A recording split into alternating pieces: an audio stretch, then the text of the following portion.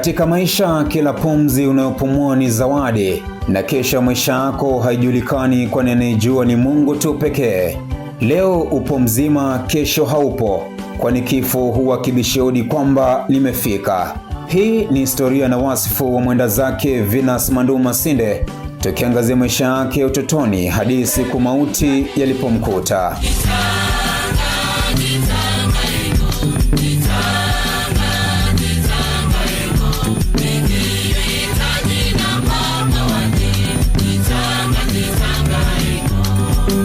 Venus Mandu Masinde alizaliwa tarehe 28 Aprili mwaka 1996 katika kijiji cha Mjitume kilichoko mjini Kitale, kaunti ya Trans Nzoia.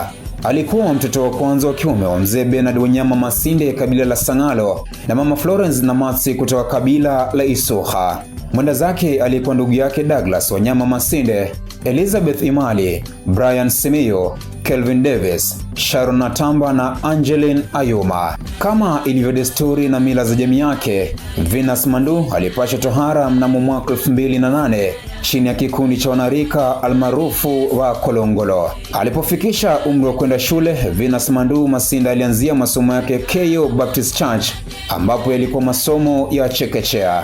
Baadaye alijiunga na shule ya msingi ya Malamonye hadi alipofanya mtihani wa darasa la 8 KCPE, ambapo alifanya vyema na kupata alama nzuri zilizomwezesha kujiunga na shule ya upili ya wavulana ya kwanza.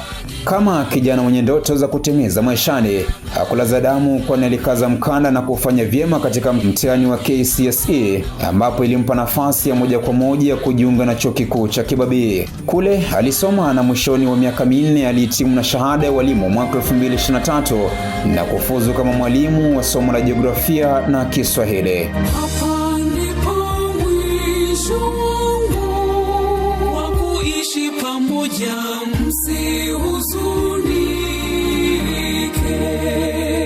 Kama mwalimu, mwenda zake Mandu Masinde amekuwa akifunza katika shule ya upili ya Kware iliyoko Embakasi Mashariki jijini Nairobi. Kujitolea kwake na msukumo aliokuwa nao katika kazi yake kulifanya tambuliwe na kupata tuzo mbalimbali, pamoja na kupewa heshima na wale aliofanya kazi nao.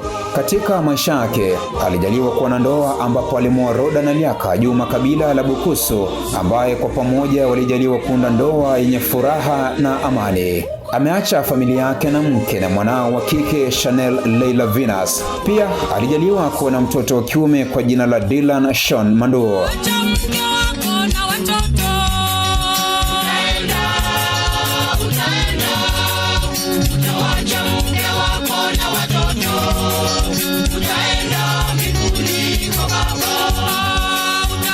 Mwenda zake alikuwa Mkristo, kwani alilelewa kwenye familia inayomjua Mungu.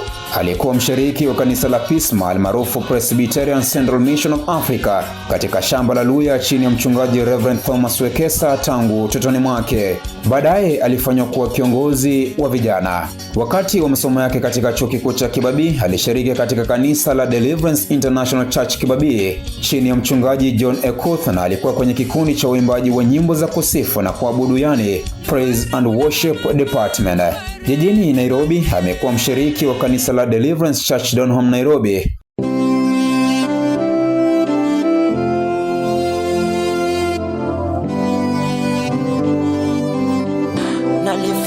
Venus Mandu Masinde alizaliwa mwenye afya kuu bila matatizo katika umri za utotoni mwake, lakini Oktoba mwaka 2025 alianza kulalamikia maumivu ya mgongo, ambapo alienda katika hospitali ya Mama Lucy jijini Nairobi kwa ajili ya uangalizi. Matokeo yake yakapatikana kuwa alikuwa na disc dislocation. Hali hii ilifanya anza matibabu ambayo yalipelekea yeye kurejea hali yake ya kawaida. Tarehe 17 Februari mwaka huu 2026, mjombake Venus Mandu alisitiza kufanyiwa vipimo kwa chembe za damu za mwenda zake, ambapo matokeo yalionyesha kuwa alikuwa akiugua ugonjwa wa meningitis. Baadaye alisafirishwa hadi hospitali ya kitaifa ya Kenyatta KNH. Madaktari nao wakaanza kumhudumia. Lakini Februari 24, siku ya Jumanne mwaka 2026, ripoti ya daktari aliyotoa ilikuwa ya kuvunja moyo na kutonesha kidonda, kwani iliarifu kuwa Venus Mandu Masinde alikuwa ameiaga dunia kutokana na ugonjwa wa meningitis. Ulikuwa ujumbe mzito ambao mioyo ya wengi hasa familia yake haingeweza kubeba, na machozi yaliyotiririka wengi wakashindwa kuyazuia. Kaburini tajiri kaburi, mnyang'anyi kaburi, ni tajiri kaburi, ni mnyang'anyi kaburi. Mwenda zake aliishi maisha yenye upendo, furaha na yenye maana ya kipekee. Shukrani kwa kila mmoja alijitolea kusimama na familia kwa wakati huu mgumu. Mandu, ni kwa heri ya kuonana isiyokuwa na marejeo, na kwenye maisha yetu umeacha pengo ambalo halitazibika. Ujumbe kutoka kwa familia: tulikupenda ila Maulana akakupenda zaidi. Acha Mwenyezi Mungu ailaze roho yako mahali pema peponi.